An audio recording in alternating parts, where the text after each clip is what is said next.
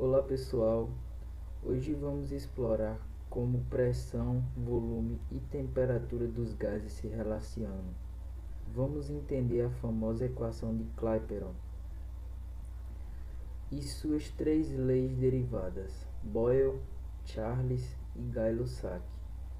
Tudo de forma prática, didática e com exemplos do dia a dia. Afinal,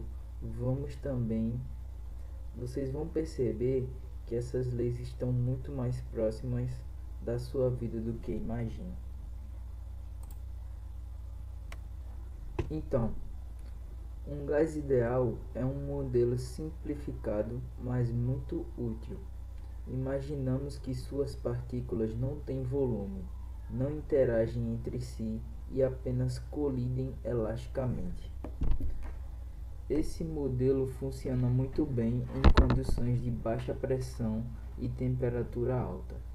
É importante ter em mente que não existe gás ideal na prática, mas o modelo nos ajuda a entender o comportamento real com bastante precisão. Então, temos o que é um gás ideal? A definição de um gás ideal é um gás onde ele é teórico, composto de muitas partículas pontuais que se movem aleatoriamente e que não interagem, exceto quando colidem elasticamente, sem forças moleculares. Então, a partícula de gás ideal não se atrai ou se repele.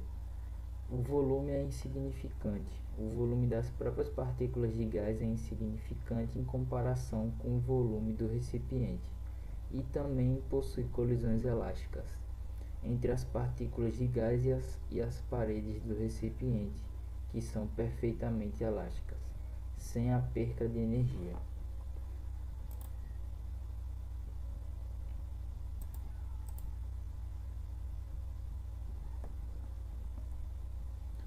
Então, a base do estudo é a equação geral dos gases. Então, temos que a base do estudo é a equação geral dos gases, que é pressão vezes volume vezes o número de moles, né, que é a constante do gás ideal, e vezes a temperatura. Aqui P é a pressão, V é o volume e N é o número de mols, e R é a constante dos gases, e T é a temperatura em Kelvin. Essa equação une as grandezas em uma só fórmula. É preciso muito cuidado com unidades, pressão. Pressão pode estar em atm ou em pascal e o volume em L ou em litros no caso, né, ou metros cúbicos, e por isso sempre ajuste a, a constante R à unidade correta, né?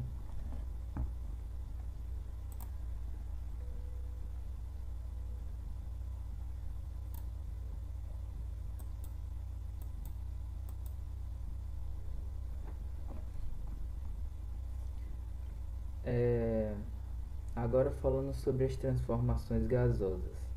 Se mantermos uma variável constante, temos três transformações clássicas.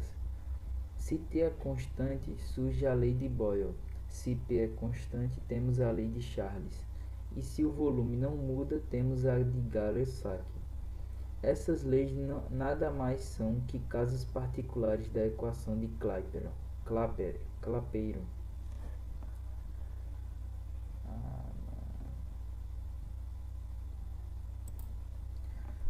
A lei de Boyle diz que a temperatura constante é o produto vezes o volume. É constante, ou seja, se reduz o volume, a pressão aumenta na mesma proporção.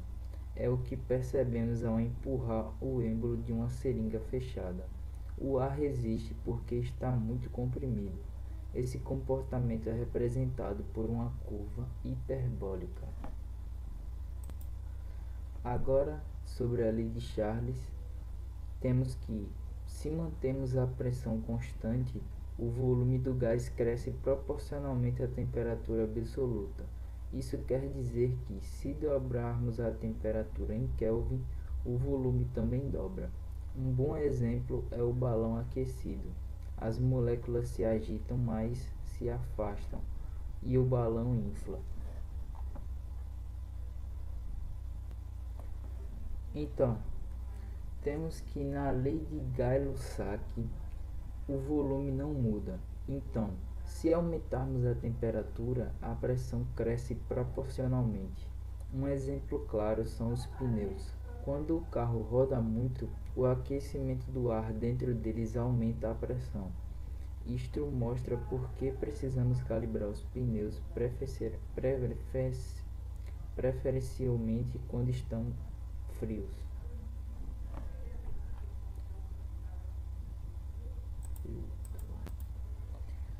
Agora vamos à equação combinada. E se nada ficar constante? Nesse caso, usamos a equação combinada. Ela permite comparar estados diferentes do gás relacionando pressão, volume e temperatura. Essa forma é muito usada em exercícios e problemas de vestibulares.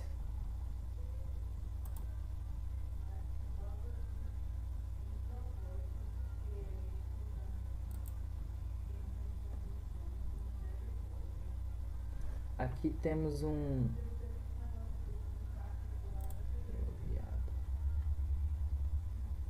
vai tomar no rabo.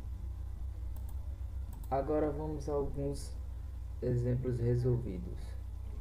Vamos resolver alguns exemplos rápidos. Boyle, se reduz o volume pela metade, a pressão dobra. E Charles, ao dobrar a temperatura em Kelvin, o volume também dobra.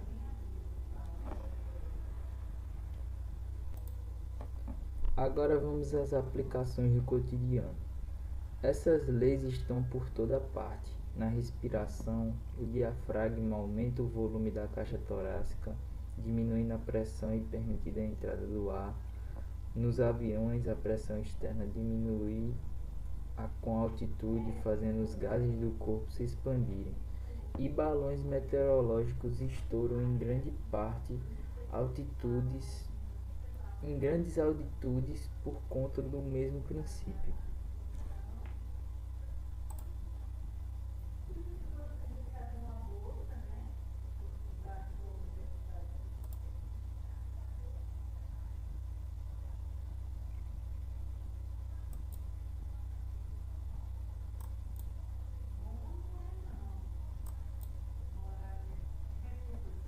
Então, temos as limitações agora, né?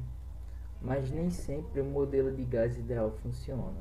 Em condições de alta pressão ou baixa temperatura, o volume próprio das moléculas e as forças intermoleculares ficam relevantes. Nesse caso, usamos correções como a equação de Van der Waals ou o fator de compressibilidade Z.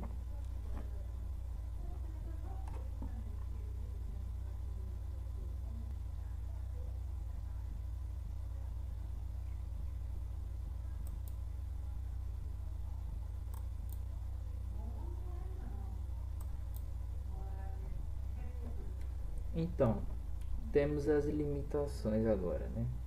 Mas nem sempre o modelo de gás ideal funciona.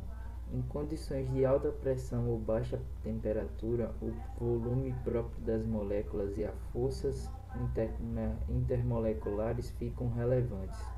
Nesse caso, usamos correções como a equação de Van der Waals ou o fator de compressibilidade Z.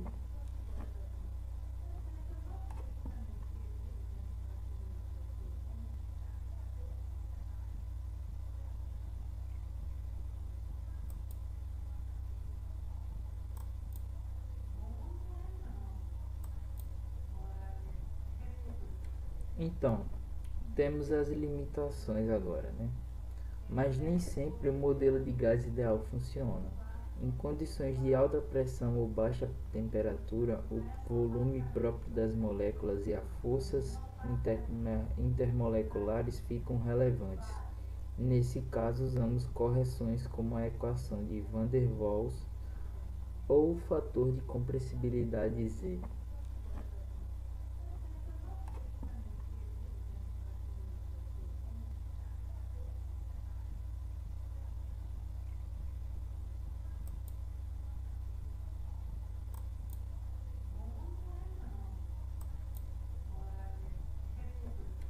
Então, temos as limitações agora, né? Mas nem sempre o modelo de gás ideal funciona. Em condições de alta pressão ou baixa temperatura, o volume próprio das moléculas e as forças intermoleculares ficam relevantes. Nesse caso, usamos correções como a equação de Van der Waals ou o fator de compressibilidade Z.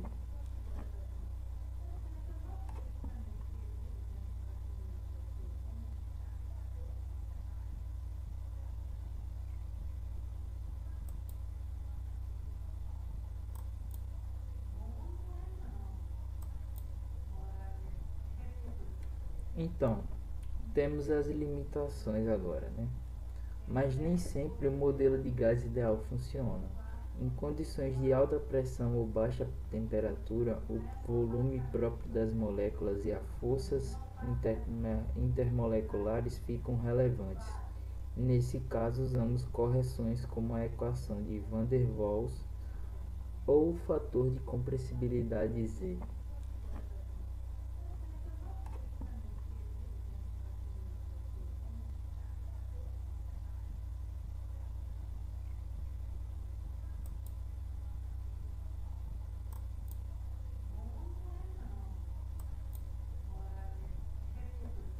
Então, temos as limitações agora, né?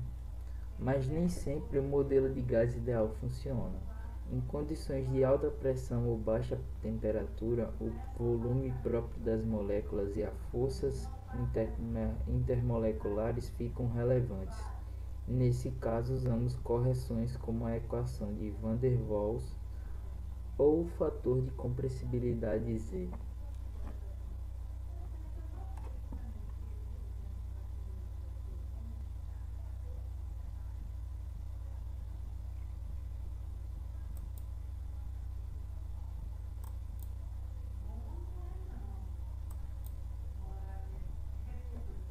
Então, temos as limitações agora, né?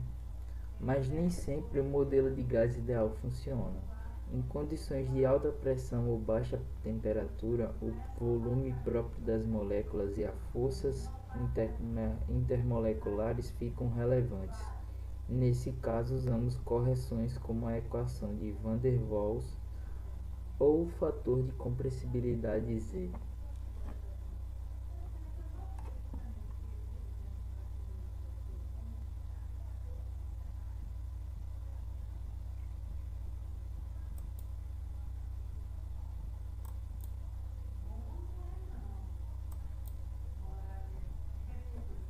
Então, temos as limitações agora, né? Mas nem sempre o modelo de gás ideal funciona. Em condições de alta pressão ou baixa temperatura, o volume próprio das moléculas e as forças intermoleculares ficam relevantes. Nesse caso, usamos correções como a equação de Van der Waals ou o fator de compressibilidade Z.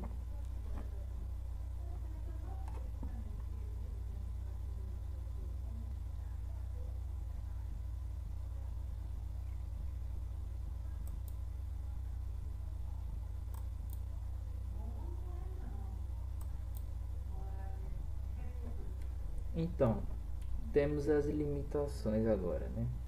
Mas nem sempre o modelo de gás ideal funciona. Em condições de alta pressão ou baixa temperatura, o volume próprio das moléculas e as forças intermoleculares ficam relevantes. Nesse caso, usamos correções como a equação de Van der Waals ou o fator de compressibilidade Z.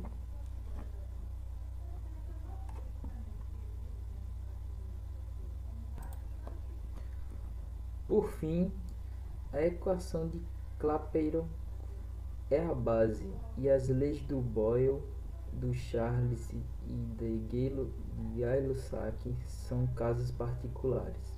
Saber aplicar essas ideias nos ajuda a explicar fenômenos do cotidiano e resolver questões práticas. Agora, que tal responder? Qual dessas leis explica o funcionamento de um balão de ar quente?